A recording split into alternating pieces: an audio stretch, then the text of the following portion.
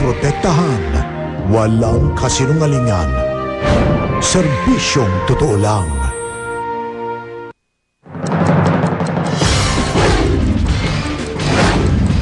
Mga nagtitinda ng samalamig sa Recto, Maynila, sinalakay dahil gumagamit umano ng magic sugar.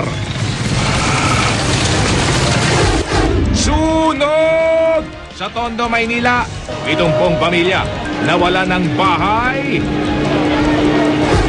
Transport group na Akto humihirit ng agarang dagdag pasahe matapos ang panibagong oil price hike. Pero LTFRB may babala. Brother Eddie Villanueva at mga kapartido, nakuha ng nagsusuksok ng pera sa mga katutubong nagsasayaw. Ano kaya ang masasabi ng COMELEC? Chris Aquino, nagsorry daw kay Senador Jinggoy Estrada kaugnay sa sinabi ni Senador Noynoy Aquino na mali ang pardon kay dating Pangulong Joseph Estrada. Ahas ng bulabog sa mga taga-Mandaluyong. Umatikabong car chase sa Australia. Mga pusa sa Tayog, Pangasinan, paborito umanong gawing pulutan. At Rufa Gutierrez, nakuha ang sole custody sa dalawang anak nila ni Ilmas Bectas. Papayagan pa rin ba si Ilmas na makita ang mga bata?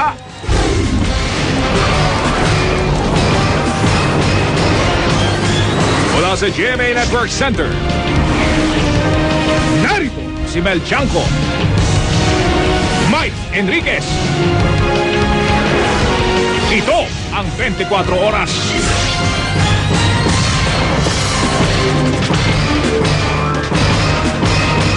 Magandang gabi po, sinalakay ng mga pulis Maynila, mga nagtitinda ng sa malamig sa bandang Recto na gumagamit daw ng magic sugar. Matagal na pinagbabawal ang magic sugar dahil sa sangkap nitong maaari daw pagmula ng sakit na cancer. Sumama po sa operasyon kanina ang GMA News at mga kapuso, may isa pong huli sa aktong nagtitinda ng inuming may magic sugar. Panuorin niyo po itong pagtutok na ito ni JP Soriano. Matapos makumpirma ng asset ng pulis, agad kami nagpunta sa Juan Luna Street sa may Recto kung saan may mga nagtitinda raw ng samalamig gamit ang ipinagbabawal na magic sugar.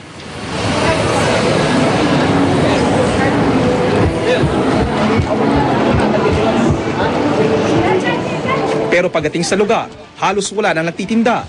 Sabi ng mga pulis, mukhang nakatunog ang ilan sa pagdating nila. Tumakbo pero naiwan ang mga panindang samalamig. Pero ang isang ito, di nakapusli. Gumagamit siya ng magic sugar sa mga paninda tulad ng sagot gulaman at buko juice. Kinumpis ka lahat ng paninda niya. Siguro po sa sobrang hirap namin kasi, pero alam namin makakasama, di nakapagagamit. Saan mo nanggagaling yung mga magic sugar? May nagdadala lang din po. Ano ang nagdadala? Bira lang po dito, di ko rin ganong kilala yun eh. Ano, lalaki, babae? Lalaki, minsan iniiwan na lang. Hindi inaresto ang tindera pero patuloy siyang imomonitor ng mga pulis. Ipapatest din ang mga tinda niya sa City Health Office at sa Food and Drug Administration. Kung ito ay mapatunayan na ano... kasi itetest muna to kung talagang magic sugar to eh. So may violation sa Food and Drug Law. Ayon sa tindera, 30 pesos kada pakete na halos kalahating kilo ang bili niya sa magic sugar. Pero isang kutsara lang daw ng magic sugar, kayang patamisin ang 3 galong tubig. Ang nakumpiskang mga samalamig, itinapon sa kanal. Duda ng mga pulis, isang sindikato galing Indonesia ang nasa likod ng pagbebenta ng magic sugar. Ayon sa mga otoridad, wala raw biswal na senyales para malaman kung ang inumin ay nahaluan ng magic sugar. Pero meron daw mga palatandaan para malaman kung ito ay kontaminado ng ipinagbabawal na pampatamis. Ang samalamig na nabili mo, pagdudahan mo na raw na may halong magic sugar kung sobrang tamis at may lasang mapait sa dulo. Sa sagot gulaman naman, kapag nakalubog daw ang sago, malamang ginamitan ito ng magic sugar. Tipid and at the same time make money, but they don't know the cumulative effect is the liver gets talagang eaten up by the cancer. Pinag-iingat ang DOH ang publiko sa pagbili ng samalamig sa bangketa. Ang FDA naman, may mga sinusuri na rin produktong pinaghihinala ang hinaluan ng magic sugar. JP Soriano, nakatutok, 24 oras.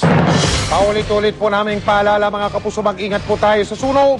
70 pamilya ang nasunugan sa Tondo, Maynila hinihinala na ang sanhi ng sunog ay mga iligal na koneksyon ng kuryente. Nakatutok si Emil Sumangil.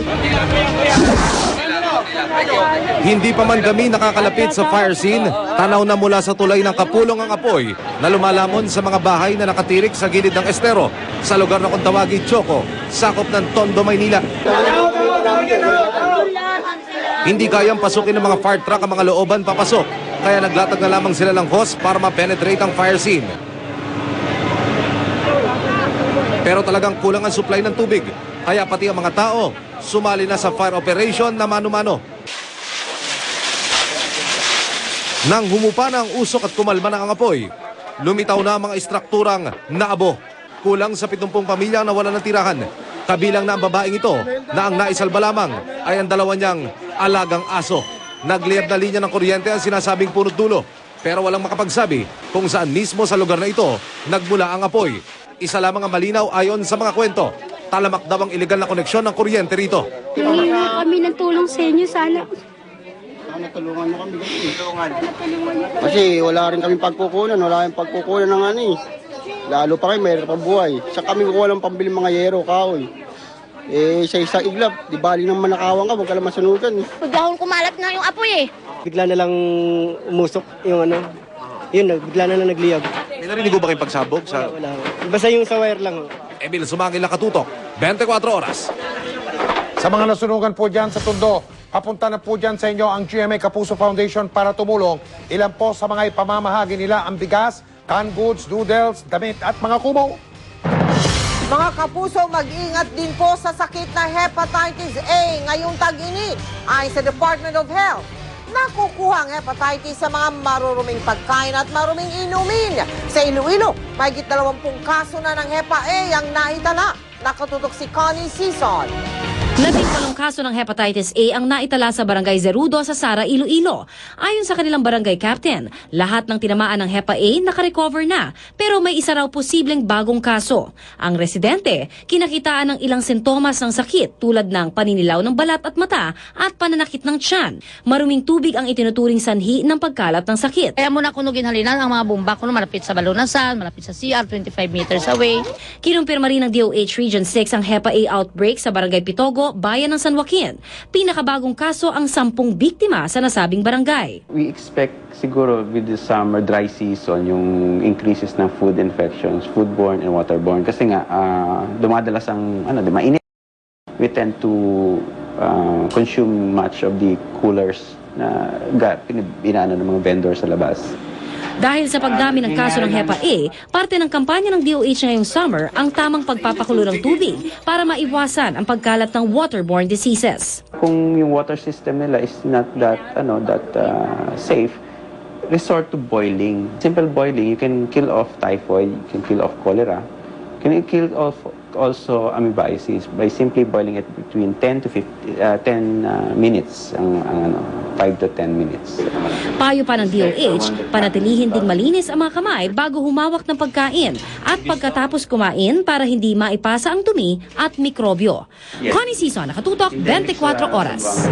Positibo sa red tide ang Matarinaw Bay sa lalawigan ng Eastern Samar. Kaya bawal kainin ng mga tahong at talaba na galing dyan sa Matarinaw Bay na yan. Dati nang positibo sa red tide ang Dumangquillas Bay sa Zamboanga del Sur, ang Bislig Bay sa Surigao del Sur, at ang Murciélagos Bay sa Zamboanga del Norte, pati na sa Misamis Occidental. Ayon po sa Bureau of Fisheries and Aquatic Resources o BIFAR, ang mga isda, pusit, alimasag at hipon na galing sa mga lugar na positibo sa red tide ay pwede namang kainin. Basta sariwa ang mga yan at hinugasang mabuti at tinanggalan ng mga laman loob bago lutuin. Humihirit ng pisong dagdag pasahe ang transport group na AKTO. Pero ang LTFRB nagsabing masyado daw itong mataas. Nakatutok si Sherry Ann Torres. Sa dagdag 50 sentimos na singil sa mga produktong petrolyo kada litro, agad isinunod ng grupong AKTO ang kanilang hiling sa LTFRB. Dagdag pasahe. Nakita naman natin na nagsimula yan sa 21 pesos per liter. Ngayon ay umaabot na ng 34.55 per liter. Dati-dati nga kumikita kami ng 300 sa 13 sa 13 oras na pamamasada. Pero ngayon ay nalalong bumaba, 250 na lang.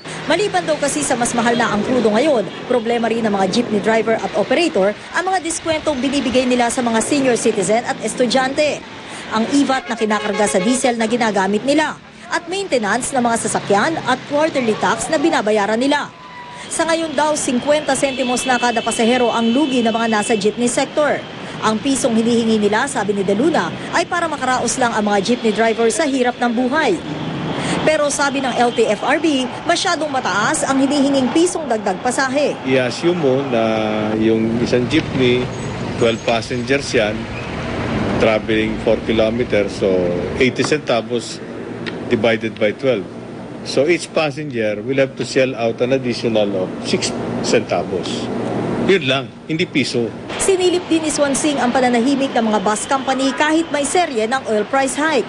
Yung bus, nagpapatayan sila sa presyo nila eh. Pababaan. Pero diesel din. Oh yes. So ano kaibahan? Kaya nga eh. Anong logic nun? At dahil buhay na naman ang plano na humingi ang transport sector ng dagdag singil sa pasahe sa LTFRB, hati na naman ang opinyon ng publiko, lalo pa at hanggang ngayon, nakabinbin pa rin ang petisyon na humihingi naman ng dagdag sahod para sa mga manggagawa. Pwede na siguro mga piso. Huwag na lang sana. Kasi mahirap na buhay ngayon, di ba? Minsan dahil na hindi na sila nakakapagbigay ng sapat na dapat ibigay, nagkukulang o binibigay nila. Nasa ba sweldo niyo? Hindi pa. Minimum nga lang po ako eh. Ang Malacanang sinisilip na rin daw kung lumalabis na ang oil price hike. Inutusan na rin ni Pangulong Arroyo na pulungin ni Energy Secretary Angelo Reyes ang mga oil company executives. Sherian Torres, nakatutok, 24 oras. Kaligtasan mo sa Alerto 24. Tinangkang hulihin ng mga residente sa Mandaluyong ang isang ahas na nakita sa isang bahay roon. Nagtagumpay kaya sila. Si James Velasquez na Alerto 24, eksklusibo. Labulabog ang gabi ng mga taga-Arayat Street, Barangay Malamig, Mandaluyong City. Dahil sa isang di nila inaasahang bisita, isang ahas na may 4 na talampakan ng haba. Ayan, sa kabila naman pare. Kabila, ayan o. Laki! Ang haba! Wow! Agad na naglatag ng carpet at sako ang mga barangay police para hulihin ang ahas. Pero di nila natinag ito sa kinapupwestuhan. Tuwing tinatagal ng mga barangay police sa mga gamit na humaharang sa pwesto ng ahas, lumilipat lang ito ng lugar. Yan, okay na yan, yan. Yan. O, di ba, nawala na. Bumalik, pare! Bumalik, bumalik! Matapos ang kalahating oras, mukhang nadama na ng bisita na hindi siya tanggap sa tahanan pinasok nito. Kaya minabuti na lamang nitong tumalilis. Konti lang, ha? Sige, sige.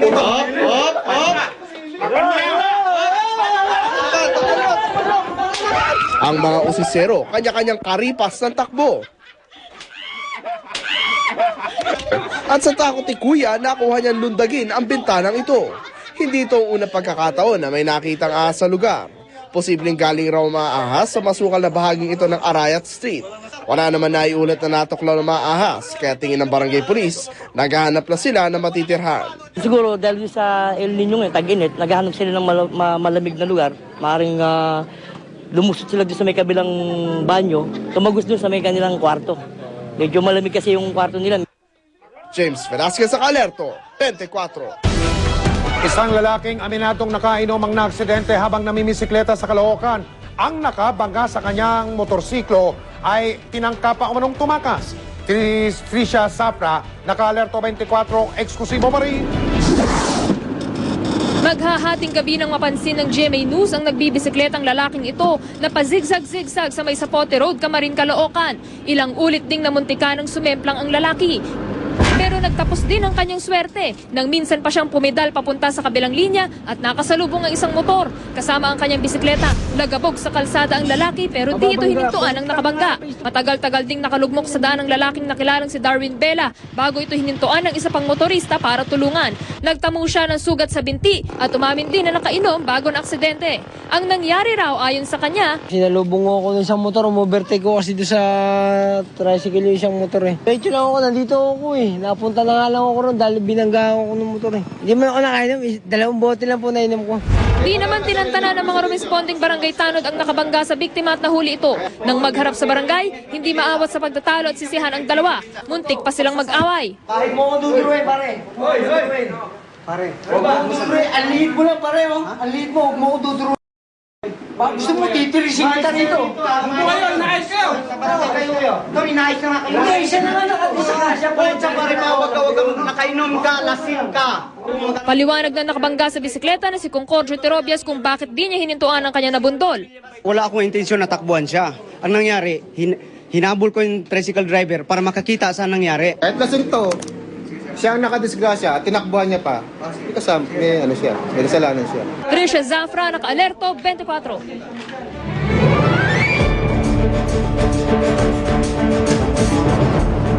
53 araw bago mag-eleksyon, nakuna ng GMA News ang presidential candidate na si Brother Eddie Villanueva at kanyang mga kapartido na naglalagay ng pera sa suot ng mga katutubong tausog na nagsayaw sa Zamboanga City. Paliwanag ni Villanueva, bahagi lang daw ito ng tradisyon.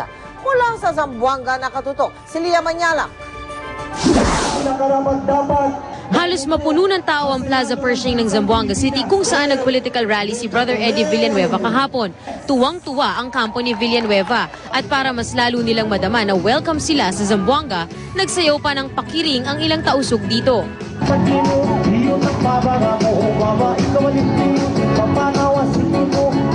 Habang nagsasayaw ang mga tausug, isa-isa nang nagtayuan ng mga kandidato ng Bangon Pilipinas at nagsuksok ng mga pera sa suot na malong ng mga sumasayaw. Maging si Brother Eddie, naglagay rin ng pera. Kanina, nilinaw ni Brother Eddie ang insidenteng nakuna ng GMA News. Kaugalian ng mga Muslim, yung sumasayaw na ganyan, ay nagbibigay dun sa sumasayaw. Tradition. Sa gitna ng pagtatanong, tinawag pa ni Brother Eddie ang kandidatong Muslim na si Count Habib Ads Nicabulin para magpaliwanag. Siguro na makapag-explain yun si Senatoriable Nicabulin. Sir, yung may nakuna na nagbibigay ng pera rin sa sumasayaw. Yung kagabi, sir. Yung kagabi. Oh, that's a traditional way, because that's a traditional dance of the tausug and bangingi. So usually when that kind of kind of dancing, we always offer something. That's part of our tradition. Thank you, sir. Muslim tradition yan. Walang corruption yan. Ang COMELEC naman pag-aaralan at kukunin daw ang mga detalye ng naturang pangyayari. Pwede naman daw maghain sa kanila ng reklamo. Was the act of giving intended to entice that person to vote for him? We have to get to the bottom of it and get more details about the particular instance. Mula sa Zamboanga, Lia Manyalak, nakatutok, 24 oras. Samantala, nangampanya si Senador Nonoy Aquino sa lalawigan ng Ilocos Norte, kilalang baluarte ng pamilya Marcos. Kasama niya ang kanyang kapatid na si Krista umamin na kinabahan siya sa pagpunta nila roon. Nakatutok si Sandra Aguinaldo. Sa probinsyang pinanggalingan ni dating Pangulong Ferdinand Marcos, itinuturing na pambihira ang mga yellow ribbon na ito na nagkalat ngayon sa mismong Kapitolyo ng Lawag City. Pero nagkalat din ang mga paalalang balwarte ito ng mga Marcos. 3 miyembro ng pamilya Marcos ang tumatakbo. Sina dating First Lady Imelda Marcos bilang kongresista ng 2nd District, si Amy bilang gobernador at si Bongbong bilang senador. Pero sa pagdating ng mga Aquino, tila lalo namang lumala ang lamat sa pagitan ng mga Marcos at kanilang kamag-anak na si Governor Michael Quezon. Dinalaw ni Aquino sa Kapitolyo si Quezon, ang kalaban ni Amy sa eleksyon. Magpinsan sina Amy at Quezon. Miyembro ng Lakas Kampi CMD si Quezon, pero guest candidate siya ng Liberal Party sa Ilocos. Ayon kay Quezon, naniniwala siyang kaya 3 miyembro ng pamilya Marcos ang tumatakbo ay dahil sa posibilidad ng isa na namang Aquino administration. Indikasyong ang sugat na nilikha ng pagpatay kay dating Senador Ninoy Aquino na isinisi kay dating Pangulong Marcos hindi pa naghihilom. Now, certain reasons were given as to why. One of them had to do with Noynoy. I'm fighting my pinsan, and I'm not happy about that. And it was due to the fact that there was a certain amount of miscommunication and intriga and Sinabi ni Aquino na kung papalarin siya, itutuloy niya ang paghahanap sa umano'y ill-gotten wealth ng mga Marcos dahil nasa korte na ito. Pero kaugnay sa assassination ng kanyang ama, Ang payo po sa atin ng mga abogado, tumakbo na po yung 20 years na prescription period. Gusto mo man lang buhayin, palagay ko po, if at all, no, yung nakatakbo sa Amerika na never na-acquire ng jurisdiction ng ating courts, yun na lang po yata ang pwedeng mahablat. Na hindi ko tinuturing na si Amy, si Irene, si Bongbong ang may kasalanan. Si Chris Aquino aminadong kinabahan sa pagpunta niya sa Ilocos Norte. Inamin ko si Sandra kanina na on the way here, nakadalawang rosaryo ko dahil sinabi ko, Mom, please give us strength na sana wala akong masabi na ikagalit ng mga Ilocano kay Noy at sa akin. At pareho kami ni Noy na first time namin na umapak dito sa Ilocos Norte. Siyempre, hindi ako nakatulog kagabi dahil kinakabahan talaga ako. Nasa baluarte man ng pamilya Marcos, umaasa pa rin daw si Aquino sa boto ng mga Ilocano. Ito ay kahit pa noong 2007 elections, pang-11 lang siya sa ranking ng mga senador na ibinoto ng mga taga rito. Mula dito sa Lawag City, ako si Sandra Aguinaldo, nakatutok, 24 oras. Si Senator Richard Gordon naman ang sunod na kinilati sa programang kandidato ng GMA News and Public Affairs. Mistula po yung job interview sa mga aplikante bilang Pangulo. Lakas loob na sinabi ni Gordon na hindi siya tutol sa charter change at sa political dynasty. Nakatutok si Arnold Clavio. Para lumabas. Hindi kayo hinahan ng isang tao yun. Yun ay talagang pagkatotoo. Hindi raw ikinahihiya ni Senador Richard Gordon ang kanyang pag-iyak sa harap ng publiko. Tulad na lang ng mapalaya ang isa sa mga binihag na ay Moral ground lang. No abortion. At saka dapat yung kanilang hindi na pwede itulak ang gobyerno kung ano gagawin ng gobyerno. Niniwala ba kayo na dapat pondohan ng pamahalaan ang artificial contraceptives? No, I don't believe so. Huwag natin gamitin yung pera dyan. Gamitin natin yung pera sa eskwela para maging kalidad ng populasyon. kung mananalo, may mga nais din daw baguhin ng senador sa konstitusyon ng Pilipinas. I'm for charter change. Ano Ang mga eksakto? charter ko, halimbawa, sa foreign ownership of land, pwede lang sila sa commercial. Hindi pwede sa agricultural, food security natin yan, sa mina, at saka doon sa mga ibang mga natural resources natin katulad ng forest, at saka ibang resources natin katulad ng langis at karagatan. Bukod dyan, gusto rin daw niyang pahabain ng 6 na taon ang termino ng mga lokal na opisyal. Sapagkat ang nangyayari, pagka 3 years, kampanya lang ng kampanya, at pagka may limit, pinapalit yung kapatid, pinapalit yung anak, pinapalit yung asawa. Hindi raw kontra si Gordon sa political dynasties. Siyempre, ang teacher, ang gusto niya, magaling rin yung kanyang anak. Basta bumoboto ang tao, bakit ko naman pagkakit? Tinanong din si Gordon kaugnay ng nagawa niya sa Olongapo na siya raw magiging template kung paano niya pauunlarin ang Pilipinas. Hindi bro daw pwedeng sabihin na yung nagawa mo sa Olongapo, pwede mong gawin sa Pilipinas. Gawin ko sa Paco, gawin ko sa Tondo, gawin ko dito muna sa Basilan, gawin ko sa Sunod. Magagawa lahat yan eh. Ang kailangan natin isang leader na magiging huwaran. Kung papalaring maupo sa pwesto, alam na raw niya ang kanyang kauna-unahang gagawin. I set the tone of governance. Kailangan pagalawin natin ang gobyerno para maging competitive ang Pilipinas. At ang tao matutong mahalin ng bayan para they can find their future in our own country. Ako naman, Arnold Clavio, nakatutok 24 oras. Hindi nakasipot ang kandidato ng lakas kampi CMD na si Edu Manzano sa Ikaw Na Ba? The Vice Presidential Interview ng Super Radio DCRB kaninang umaga. Meron daw naging tinatawag na conflict sa kanyang schedule. Ayon sa nakikita nyo yung kanyang kanina, yung campaign manager niya ni Manzano na si Relly Herman, sinabihan daw ni Pangulong Gloria Macapagal Arroyo ang mga kandidato ng lakas na magpunta sa Batuan, Agusan del Norte. Pero kaninang hapon, klinaro naman ni Relly na mga leader daw ng partido ang mga nagpapunta sa mga kandidato sa Batuan. Hiniling ni Herman sa aming programa na makapanayam sa telepono si Manzano, imbis na live. Pero tinanggihan po namin yon. Kasi kung pumayag po kami, hindi magiging patas sa ibang kandidato na personal na humarap sa aming live na interview sa radyo. Pinamantayan ng Philippine Coast Guard ang isang cargo vessel na tumagilid sa isla ng Guimaras.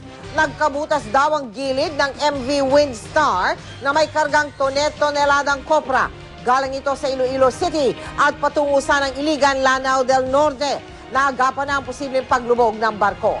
Sa ngayon, patuloy ang pagkumpuni sa butas nito. Tinututukan ng Coast Guard ang 17 tripulante na nasa loob pa rin ng barko. Binabantayan din ang posibleng oil spill. Medyo concerned sila. So, inassure natin yung mga tao na we're on top of the situation pati yung mga Marine Environmental Protection Unit personnel natin nakaantabay dun sa area. Nagbigay na po ng reaksyon si Manny Pacquiao tungkol sa pagkakakansela ng kanyang concert sa Hawaii. Pati ang mga patutsada ni Floyd Mayweather Jr. sinagot na rin ni Manny. Mula sa Los Angeles, California, nakatutok si Lara Roque. 4 na araw matapos ang laban ni Manny Pacquiao kontra kay Joshua Clottey. Kapansin-pansing, nangingitim pa rin ang ilalim ng mga mata ni Manny. Pero ang sugat sa ilalim ng kanyang kanang mata ay halos wala na.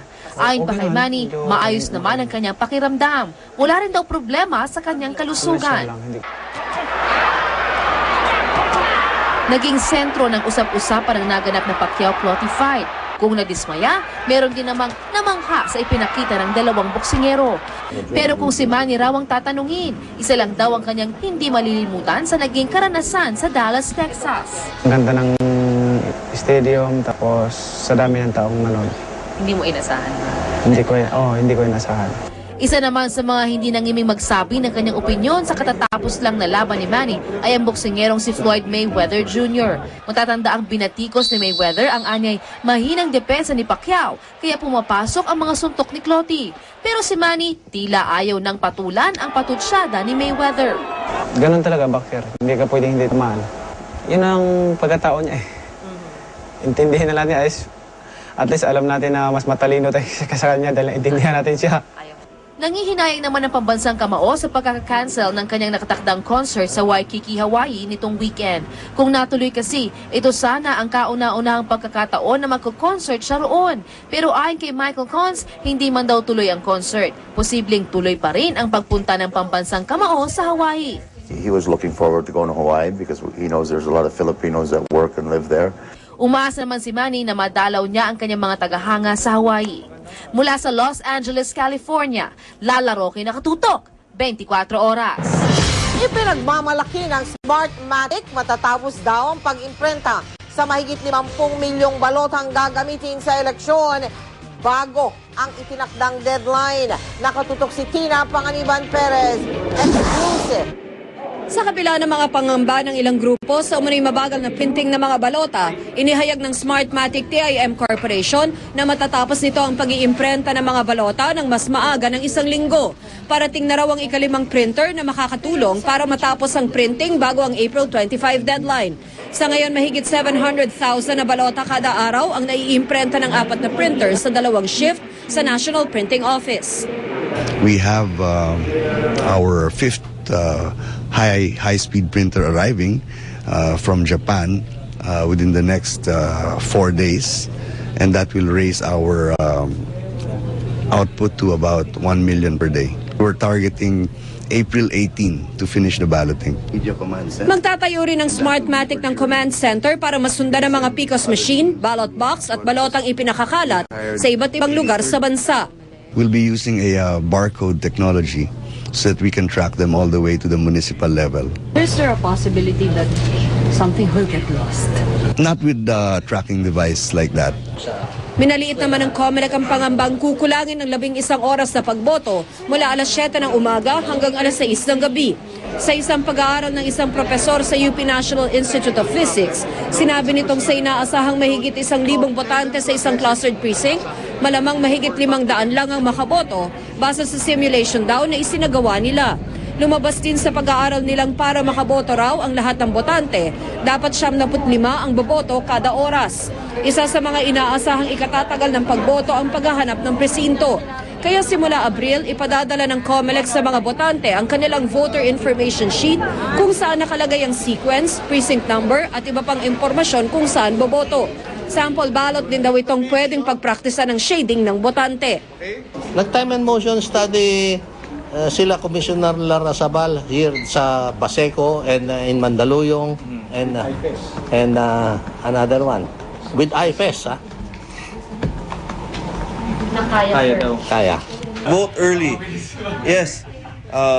Before you go to the voting centers, already have a list of the candidates you'll vote for. The list has to include the number of the candidate, so it's easy to find the name of the candidate. Tina Panganiban Perez, sa Hatutok, 24 oras. Mga kapuso, lagi nyo pong tiyakin na walang singaw ang tangkin ninyo ng LPG para iwas sunog. Sa Dagupan, Pangasinan, isang kantinang nasunog kahapon dahil daw sa pagsabog ng sumigaw na tangke ng LPG. Agad din namang naagapan ang apoy. Ang video na yan ay pinadala po ni Karen Jane Tidunsay. Samantala, inirereklamo naman ni Alberto Sabalbarino ang lumang poste. Ito po mga kapuso, sa barangay San Isidro po yan, sa Antipolo. Nakalambiti na sa kabad ng kuryente ang posting tila babaksak na sa mga bahay. Sa mga gusto magpadala ng mga video o picture ng mahalagang balita, mag-log on sa www.gmanews.tv/uscoop. Kung MMS ang gusto ninyong ipadala, i-text ang balita MMS space, ang inyong mensahe, pangalan at address at i-send sa 4627. At kung impormasyon ang gusto ninyong ipabahagi sa amin, i-text ang balita space, ang inyong mensahe, pangalan at address at ipadala sa 4627. Susunod! Pusa, paborito raw gawing pulutan sa Tayug, Pangasinan. Aktres na nakainom umano, sumalpok ang sasakyan sa isang bus. Choreographer ni Beyonce magtuturo ng sayaw sa bagong programa ng GMA, ang Party Pilipinas. Rupa Gutierrez nakuha ang kustodiya o pangangalaga sa kanyang mga anak. Payag bang makita sila ni Ilmas Bectas? Malalaman. 24. Nakabundol ng busayat sa kamuningang sasakyan ng aktres at modelong si CJ Habarata. Si Oscar Oida nakalerto 24. Halatang di makapaniwala ang actress model na si CJ Habarata sa sinapit ng kanyang Hyundai Tucson. Wasak ang unahang bahagi nito matapos sumalpok sa likuran ng isang pampasayrong bus sa may southbound lane ng EDSA Kamuning sa Quezon City. Hindi kinakaila ni CJ na galing nga siya sa isang gimmick at nakainom ng konti, pero di raw itong dahilan ng kanyang pagkakaaksidente. Honestly, I will not lie. I had a little bit to drink with my friends. But then again, I'm not that insufficient not to know what's going on. Ayon kay CJ, biglang huminto ang sinusundan niyang bus. Bagay na ikinabigla raw niya pagkat wala naman umanong bus stop sa lugar. It wasn't his time to stop. There are bus stops, right? For buses to stop. I didn't expect for him to stop at that point. Sagot naman ng bus driver, kinailangan niyang hintuan ang isang paserong di raw niya matitiis na hindi isakay. Kasi buntis yun sir, kaya naawa naman ako sa pinick up ko ng pilitan dahil awa ko sa mga buntis gabi na pati. Sa presinto, halos wala namang tensyon. Ni hindi nagkasagutan ang magkabilang kampo, kaya laking gulat na lang ng lahat nang biglang sumakay ng kanyang kotse si CJ. Okay na!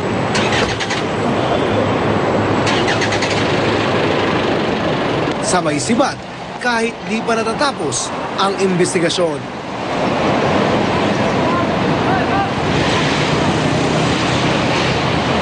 Pag-alis niya po, hinarang po namin doon, di po siya uminto, hindi niya kami pinansin Hinarap pa nga po sa harap nung kasama ko Kaya lang, di rin talaga kami pinansin, dire-diretso po siya. Payo ng mga pulis kay CJ, balikan ang iniwang kaso sa lalong madaling panahon nang hindi na lumala pa ang sitwasyon. Oscar Oida naka-alerto, 24. Sa pinakahuling ulat pong natanggap namin, nakipag-ugnayan na raw yung aktres na si CJ Habarata sa mga pulis. Hawak na ng mga pulis ang kanyang lisensya. Mainam na pampapresko ang ice cream, lalo na ngayong painit na ng painit ang panahon. Pero sa bagong nauusong ice cream, lalo raw iinit ang iyong pakiramdam dahil gawa ito sa alak. Yung kaya nakain mo, nakatutok si Carlos. Ngayong tag-init, isa sa mga masarap lantakan ay malalamig na pagkain tulad ng ice cream. Pero sa restaurant na ito sa Makati, ang kanilang ice cream hindi lang basta-basta pampalamig.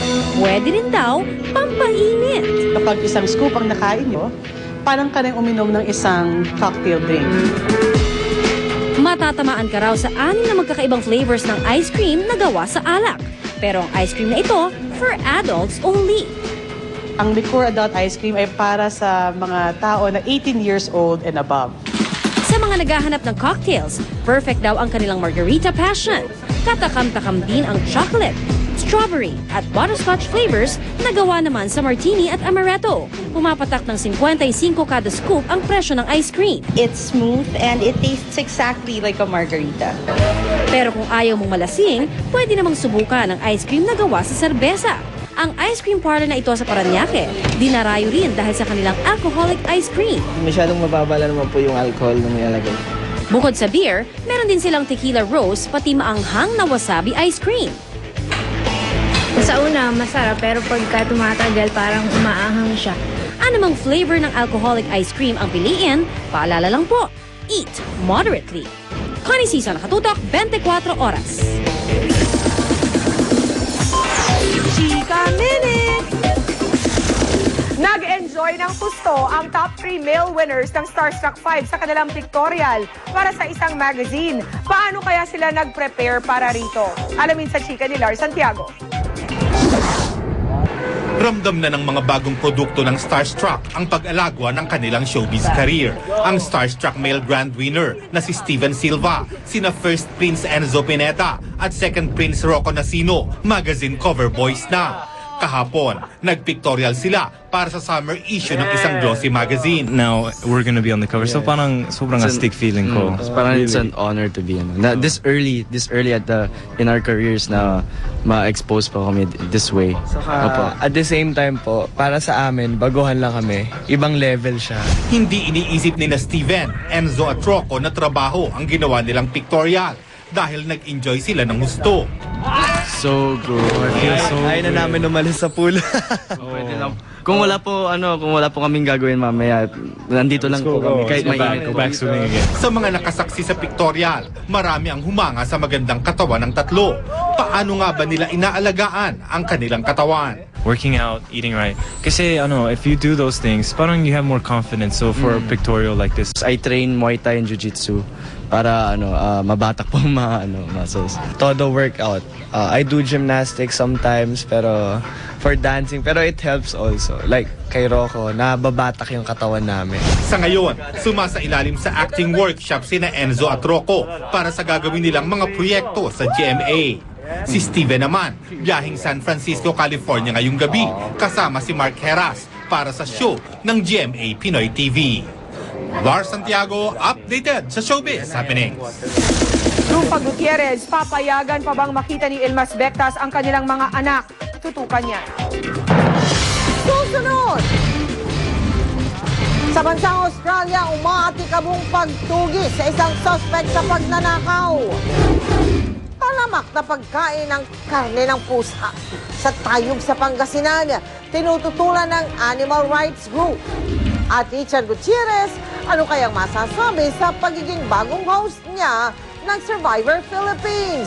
Tutukan lahat ng yan dito sa 24 Oras.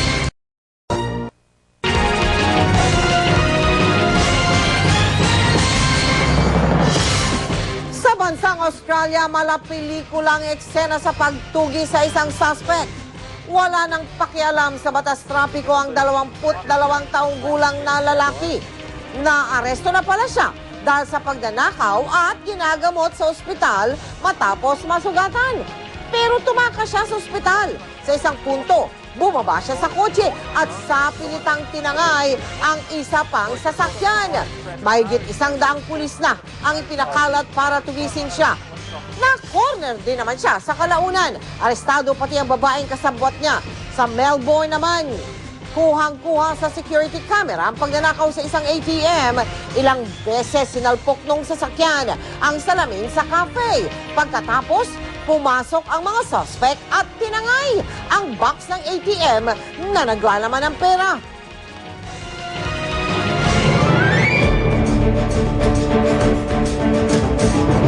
Sa mga probinsya nag-ikot ang karamihan sa mga kandidato sa pagkapangulong ngayong araw na ito. Ang tumutok kay si Ray Alvis. Natutuwa si dating Pangulong Joseph Estrada sa mainit na pagtanggap ng mga taga-Bulacan kanina. Pero nagagalit daw siya sa lumabas na press release niya kahapon. Sa press release, binansagang political opportunist si Senador Noynoy Aquino nang sabihin daw ng senador na mali ang pagbigay ng pardon kay Erap. Agad pinabawi ni Erap ang press release. Nilinaw na ni Aquino na mali ang naiulat na context sa kanyang sagot. Ayon kay Erap, tinawagan na siya ng kampo ni Aquino para sana makipagkita. Ang anak naman niyang si Senador Jinggoy, naka-text at nakausap si Chris Aquino. She apologized to me personally, but she did not apologize in behalf of Senator Aquino. Nag-guest speaker naman si Senador Richard Gordon sa pagtitipon ng mga certified public accountants sa Subic. 2 oras namang na-late ang programa ni Gordon sa Olongapo Convention Center nitong hapon. Dumulong naman si Senadora Jambi Madrigal sa public inquiry ng CHR kaugnay sa kaso ng Morong 43. Si Nicanor Perlas nakuha ang suporta ng 3 indigenous groups sa Cebu. Hinatid pa nila si Perlas sa pier para sa kampanya sa Bohol. Mga kolehiyo at universidad naman ang sinuyo ni Gibo Teodoro sa Butuan, Agusan del Norte. Nasa Zamboanga City pa rin si Brother Eddie Villanueva. Nakatakda namang makipagpulong ngayong gabi si Senador Manny Villar kay Pastor Apollo Kibuloy sa Davao. Hindi naman natuloy ang pakikipagkita ni Councilor JC De Los Reyes sa Arsobispo ng Batangas. Lay Alves, Nakatuto, 24 Oras. Chika Minute! Nasa Pilipinas na ang sikat na choreographer sa Hollywood na si Fusion. Makakasama niya mga kapusong star sa bagong Sunday variety show na Party Pilipinas. Makichika tayo kay Nelson Canlas. Bakas ang excitement sa mukha ng mga naglalakihang artista na kasali sa Party Pilipinas. Kagabi nagkaroon ng misa ng pasasalamat lalo't malapit ng masulyapan ang pinakabagong party show sa Kapuso Network. Ito yung isang party na ang buong Pilipinas ay makakasama natin. Lahat ng mga kapuso natin sa buong Pilipinas ay makakasama natin sa isang tanghali hanggang alas 3 ng hapon. Ilan lang sa mga namataan sa pagtitipon sina Mark Bautista, Chris Lawrence, Jaya, JR kasama ang kanyang girlfriend na si Krisa May. Naroon din si Mark Heras, Ina Asisio at ang Pop Girls. Nakita rin namin sina Raymond Gutierrez at Team Yap. Nagbabalik si Richard Gutierrez sa Sunday afternoon show. Proper timing lang at medyo nakapagpahinga na ako. So I'm ready and I'm looking forward to it. Kumpiyansa naman si GMA Senior Vice President for Entertainment TV Wilma Galvante na magugustuhan ng mga manonood ang Party Pilipinas. But then at the end of the day, it is important that when we get to do the show, when it's time to do the show, there's teamwork. Pagka ganun, may respetuhan, makikita mo magtutulungan, at makikita mo rin magiging masaya lahat. Dumating naman kagabi sa bansa ang Hollywood choreographer na si Fusion para makisaya sa Party Pilipinas. Si Fusion ang magiging choreographer ng show. Ilan lang sa mga naglalakihang celebrities na naturuan niya ay sina Beyonce, Akon, Puff Daddy at Missy Elliott. It's my first time working at the television show in Manila. I can't wait. Many of my friends at home are Filipino. Many. Nelson Canlas updated sa Showbiz Happening. More chika coming up. Tutok lang po. Abangan. Pusa? Paboritong pulutan daw ng mga taga-tayog sa Pangasinan? Sa Colombia, mga aktivistang halos hubad nagprotesta laban sa bullfighting. At Rufa Gutierrez, payag bang makita ni Ilmas Bectas ang kanilang mga anak matapos niyang makuha ang sole custody? Walang balita mula sa bansang Colombia, 20 tao nagprotesta ng halos nakahubad. Kunwari, may nakatusok na dart sa kanilang katawan at may dugo. Yan ay bilang simbolo raw ng sakit at hirap na nararamdaman ng mga toro na isinasabak sa bullfight. Ginawa nila yan sa harap ng kanilang kongreso para matipusin ang panukalang batas na magbabawal sa mga protesta o kampanya laban sa bullfighting.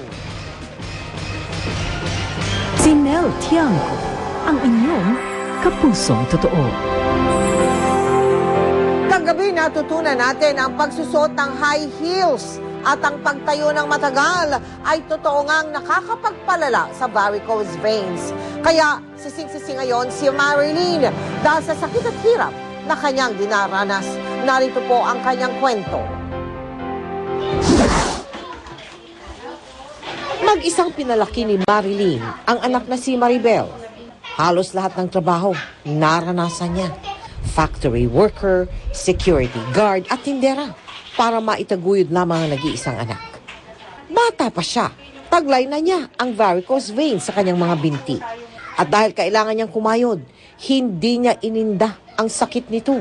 Nagbi-bleeding naman ako, nasalinan ako ng 5 pack na dugo. Dahil nga pumutok yung varicose veins. Dahil nga sa laki ng ugat, at saka napapagod siya dahil sa trabaho, kaya pumuputok. Ngayon, labis ang kanyang pagsisisi dahil napabayaan niya ang sarili. Kung dati, siya ang nagbibigay kalinga sa kanyang anak, ngayon, ang kanyang anak na ang kanyang tanging naaasahan. Hindi na nga makapagtrabaho. Sanay na kasi ako mabuhay ng yung ikabubuhay ko rin. Hindi ako sanay umaasa dahil baka pabigat lang po ako sa kanila. Siyempre po, nasasaktan po ako kahit na gusto kong tumulong sa kanya. Wala naman akong magawa kasi wala talaga akong pera. Mahal na mahal ko po siyempre kasi siyang nagpalakas sa akin eh. Huwag niyang intindihin na nagpapabigat siya sa amin. Upang matulungan si Marilyn, pinakonsulta namin siya sa espesyalista. Initially, she had venous thrombosis or yung nakadevelop ng blood clot sa loob ng vein niya. She's at the late stage of the disease of the chronic venous insufficiency. But the good news there is there's still cure, of course. Sa pamamagitan ng mga gamot, maghihilom din ang mga sugat ni Marilyn sa binti. Sana kung sino mo yung maawa sa akin, na matulungan ako, na masuportahan ako sa gamot o kaya kung anong mangyari. Sana maawa po sila sa akin. Kumakatok po sa inyong puso si Marilyn upang maipagamot ang kanyang mga sugat sa binti dahil sa varicose veins. Sa mga nais magbigay ng tulong sa pamagitan ng GMA Kapuso Foundation, makipag-ugnayan lamang sa aming tanggapan. Maaari po kayo magdeposito sa aming mga bank account o mag-log on sa www.kapusofoundation.com. Susunod! Patalbukan sa sayaw sa Davao sa sali ng automation jingle ng GMA na may bilog na hugis itlog. Sa investigador ng bayan, perang inilakip sa sulat, hindi nakarating sa mga pinadalan. Mapapanood natin ang mga kwento ni Richard Gutierrez ngayong siya na ang bagong host ng Survivor Philippines sa pagpapatuloy.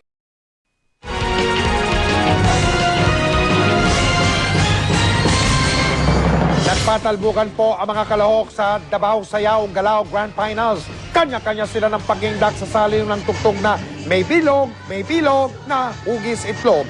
Ang mga nanay hindi nagpatalo sa mga kabataan, hataw din sila sa pagsayaw, mga kapuso. Nakipagtagisan din ang sex bomb. Grupo po yan, yung napapanood ninyo. Live pong napanood yan sa programang Una Kabay ng GMA Davao. Ang tagisan sa pagsasayaw ay bahagi ng pagdiriwang ng ika-73 araw ng Davao. Maayong gabi, mabuhay Davao! Iba raw po ang intensyon o balak sa saligang batas sa naging interpretasyon ng Korte Suprema kung pwede pa nga bang magtalaga si Pangulong Arroyo 2 buwan bago ang eleksyon. Ayon yan mismo sa ilang gumawa ng saligang batas. Nakatutok si John Consulta. Executive positions. Mismo sa mga bibig ng mga gumawa ng 1987 Constitution na nanggaling na ang intensyon ng saligang batas sa election ban ay bawalan ng Pangulo na mag-appoint o magtalaga sa kahit anumang sangay ng pamahalaan sa panahon ng eleksyon. Sa ilalim ng Article 7, Section 15 ng 1987 Constitution, nakasaad na 2 buwan bagong eleksyon, hindi na pwede magtalaga o mag-appoint ang Pangulo ng bansa. Meron silang binabasa na wala doon. To me, that's a betrayal of the public trust. That they're supposed to put the public interest above everything else. The authority of the president is not just appointing authority of executive officials, but also of judicial officials. Dahil daw sa kontrobersyal na desisyong ito, ayon kay Professor Christian Monsod, dinungisan daw ng Korte Suprema ang integridad nito nang ilabas ang desisyon kahapon, kung saan sinabi na maaari pang magtalaga si Pangulong Arroyo ng magiging kapalit ni Chief Justice Renato Puno kahit panahon ng eleksyon.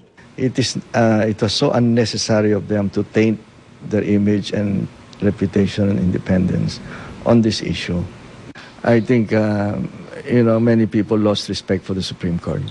Sabi naman ni Father Bernas, maliman daw sa tingin ng marami ang interpretasyon ng mga mahistrado ngayon. Wala nang magagawa ang taong bayan. Some of the principles of interpretation which were completely ignored. Pero sa pananaw ni Father Ranhilo Aquino, Dean ng Graduate School ng Law ng San Beda College, tama at may basihan ang desisyon ng kataas-taasang hukom. Bilang Pangulo, may kapangyarihan ang Pangulo na magtalaga kahit pa may election ban. The President, by virtue of constitutional mandate, has the power to appoint a new Chief Justice even within the period of the so-called election ban. Ang mga miyembro ng Judicial and Bar Council ang nagsusumite ng listahan ng mga nominado sa hudikatura, wala raw magagawa kundi sundin ang utos ng kataas-taasang hukom. Ang nagpe-preside sa JBC, ang Chief Justice mismo. Hindi naman yata magandang tingnan na hindi sinunod ng Chief Justice ang naging desisyon ng korte na pinangungunahan niya. We cannot hold the President hostage, meaning hindi pwedeng hindi na kami mag-nominate because yun nga, sinabi ng Supreme Court that the President can appoint. Let's just respect the process. Let's not politicize all these things. Ang Malacanang naman, anuman ang maging pinal na desisyon ng Korte Suprema ay agad daw susundin ng Pangulo. John Consulta, nakatutok, 24 oras. Si Mike Enriquez, ang investigador ng bayan. Perang inilakip sa sulat, hindi nakarating sa pinadalhan. Yan ang isinumbong sa atin ng ilang taga-Silang Cavite. Problemado ang ilang taga-Silang Cavite. Ang perang padala kasi sa kanila, imbis na mapakinamangan, na walang parang bula. Si Nenita, labis ang panghihinayan sa dalawang lapad na ipinadala ng kapatid galing Japan. Graduation nga ng 4th year, nagpadala siya ngayon ng ng 3 lapad, kulang ng 2 lapad. Wala na kaming nagawa, para bang ako'y natulala na gusto kong magmura, gusto kong sumbatan yung yung kartero ko. Pagbukas namin May napansin din daw siya sa sobrang nakuha. Itong sobrang to, malagkit. Nagreklamo rin si Teresita. Madumi na yung bandang ibaba, yung pinakabukasan niya marumi na. Buong akala ni Teresita ang perang padala ng kapatid na galing Japan ang kasagutan sa kanyang problema. Pero hindi pala. Yung perang yun para sa graduation fee ng anak ko. Aabot sa 5,000, medkit.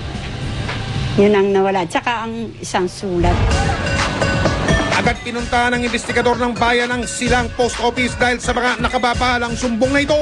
Kami po ang last touch dito. Kami po yung post office na nagdi-deliver. Kami po talaga nababagsakan ng sisi. Basta po dumating dito, the same day, lalo na po yung mga IMS na yan, nadi-deliver na po namin the same day. Bukas naman daw ang kanilang tanggapan sa anumang investigasyon, maging ang kanilang mga kartero. Tao po hindi naman musinti ng mga tao. Kung may kasalanan po, i-recommend po na tanggalin talaga sa servisyo. Amin ding sinadya ang Central Mail Exchange Center na siyang unang baksakan ng mga sulat bago dalhin sa mga post office. As far as sa custody namin, because of the security arrangement that we have CCTVs, we have security personnel, medyo mahirap-hirap po yun na mangyari yon. Ayon kay Samudyo, magsasagawa rin sila ng sariling investigasyon. Sa amin kasi is computerized ng operation. So basically, every movement ng mail is being tracked, who is handling it, and who is in custody of it. Paalala po sa mga nagpapadala ng sulat gamit ang Express Mail Service o EMS, iwasan niyo po ang paglagay ng pera sa loob ng mga envelope at mga sulat. May tinatawag po tayong International Postal Money Order kung saan mas ligtas ang pagpapadala ng pera. Ang reklamong ito patuloy po naming tututukan at sa mga kinaukulan. Hindi namin kayo tatantanan. Susunod! Richard Gutierrez, excited nang maging host ng Survivor Philippines. At Rufa Gutierrez, nakuhang sole custody sa 2 anak. Papayagan pa rin ba si Ilmas Bectas na makita mga bata? Susunod na yan dito sa anak ng isang tricycle driver ang valedictorian sa Class 2010 ng Philippine National Police Academy. Nakatutok si Marisol Abduraman. Tubong Cavite ang class valedictorian ng PNP Malbicas Class of 2010. Pinaunahan ni Inspector Cesar Ian Binungkal ang 198 kadeting nagtapos sa akademya. Kung mayroong pagkukulang, kung mayroong paghihirap, kailangan lang natin gamitin yung ating resourcefulness and initiative. So on my part, I considered poverty to be my motivating factor to pursue my goal. Ganun na lamang ang tuwa ng kanyang amang isang tricycle driver. Sinabi ko lang na maganda doon. Ang tunay na talaga nag-convince sa kanya na dito po mag-PNPA, yung aking utol na pulis. Masaya rin ang mga magulang ng kambal na si Inspector Ronnie at Rolly Aureliano sa kanilang tagumpay. Ito raw kasi ang kanilang pangarap para sa mga panganay. Proud na proud kasi may marami nga dyan parang gustong-gusto hindi makapasok tapos ito nagkataon, dalawa pa yung... Simulat sa poll talaga raw magkasama na sina Rolly at Ronnie sa halos lahat ng bagay. Pares naman kami ng halos lahat ng hilig, ma'am. Kailangan lagi kami magkasama sabay para makita yung isa't isa, ma'am. Kung sa academy magkasama kayo ngayon, paglabas nyo definitely hindi parehas ang assignment. So paano yung nahiwalay ka na sa kuliyan? Okay lang yun, ma'am. Basta ang malaga magampanan namin yung mga tungkulin namin. Ayon sa mga bagong opisyal, handa na raw silang sumabak sa panibagong yugto ng kanilang buhay. Tradisyonal na dumadalo ang Pangulo sa tuwing graduation ng PNPA, pero kanina, no show ang Pangulo. Sa halip, si DILG Secretary Ronaldo Puno ang dumalo. Hindi naman daw inislam ng Presidente ang PNPA. I got word last week that I was to represent her here. So I am not aware of what the precise reasons are.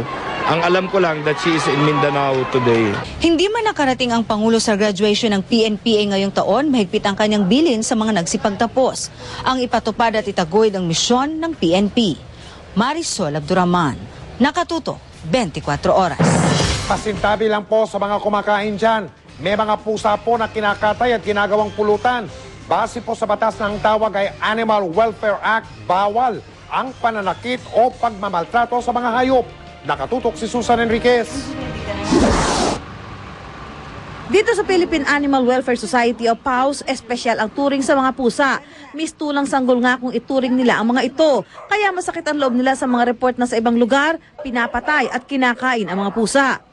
Every now and then, merong mga nagre-report na sa ganitong barangay, merong isang pusa na dinakulot mula sa kasada, tapos dinala dun sa mga nagiinuman, tapos kinatay, ginagawang pulutan, mga ganon. Sa Tayug, Pangasinan kasi, may mga residente sa Barangay Libertad na nagbebenta at bumibili ng pusa sa halagang 50 pesos. Pero hindi inaalagaan kundi ginagawang pulutan tuwing may inuman. Ang best seller daw, adobong pusa. Pero bago ito, isisilid daw muna sa sako ang pusa at lulunurin sa tubig bago katayin. Pulutan ulam po. Mas malinis po ito sa pagkain. Ang kinakain ng pusa, malinis pa sa aso yung kinakain. Ayon sa POS, mas maraming pusang gala kaya mas madalas silang makaranas ng pagmamalupit ng tao mula sa pagkatay hanggat sa iba't ibang uri ng marahas na pagpatay.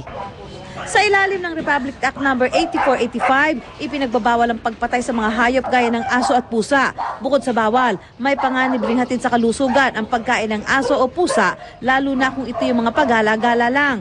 Maaari daw kasi malipat sa taong rabies ng mga ito o maimpeksyon sa pagkain ng karne nito. Hindi siya tested as kumbaga food for human consumption. So hindi natin alam kung anong mikrobyo ang dala niyan. Hindi rin daw totoo ang paniniwala na nakakagamot ng hika ang pagkain ng karne ng pusa. Yung asthma is myth lang yun. Hindi niya, wala pang study na ginawa, pag-aaral na ginawa na talagang ito ay makakagamot sa bronchial asthma. Kaya apela ng PAWS sa halip na katayin, kupkupin at protektahan ang mga hayop na gala gaya ng pusa. May buhay din naman yung mga, marunong din naman silang masaktan. Tsaka marunong din naman silang mag-reciprocate, marunong silang magbigay ng loyalty, pwede rin silang maging sweet and caring. Susan Enriquez, Nakatutok, 24 Oras. Chika Minute! Si Richard Gutierrez ang host ng Survivor Philippines Season 3. Excited na nga raw siyang simulan ang naturang project. Nagustuhan ni Richard ang show dahil mahilig din daw siya sa outdoor activities. Celebrities ang itatampok sa Survivor Philippines Season 3. It's something bago ulit dahil nga it's with the News and Public Affairs and it's a reality show and it's my first time to host a reality show, so I'm looking forward to it. Binigyan ng korte si Rufa Gutierrez ng sole custody sa dalawa nilang anak ni Ilmas Bectas. Papayagan pa kaya niya si Ilmas na makita ang mga bata? Alamin sa chika ni Lars Santiago.